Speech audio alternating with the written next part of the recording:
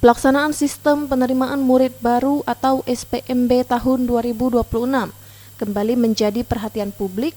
Dugaan praktik penyimpangan, intervensi hingga kecurangan dalam proses penerimaan siswa baru menjadi isu yang terus disorot berbagai pihak.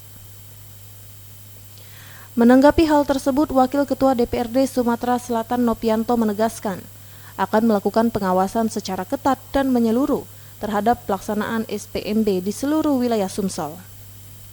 Ia juga meminta masyarakat untuk aktif melaporkan apabila menemukan indikasi penyimpangan, termasuk dugaan titipan maupun intervensi dari pihak tertentu dalam proses penerimaan siswa baru. Tentu kami sebagai DPRD Provinsi akan terus melakukan pengawasan terhadap pelaksanaan SPMB 2026. Apakah sudah sesuai dengan mekanisme aturan yang ada atau masih memungkinkan terjadi praktek-praktek penyimpangan.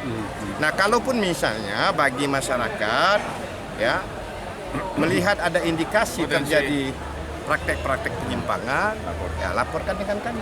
Tentu kami akan melakukan pengawasan secara komprehensif sehingga sekali lagi pelaksanaan SPMB 2026 ini dapat berjalan dengan baik tanpa ada lagi praktek-praktek penyimpangan, kecurangan seperti yang disampaikan oleh kawan-kawan wartawan.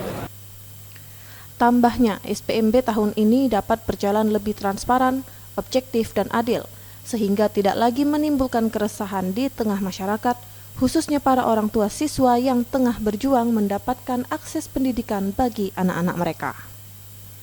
Wiji Sriwijaya TV.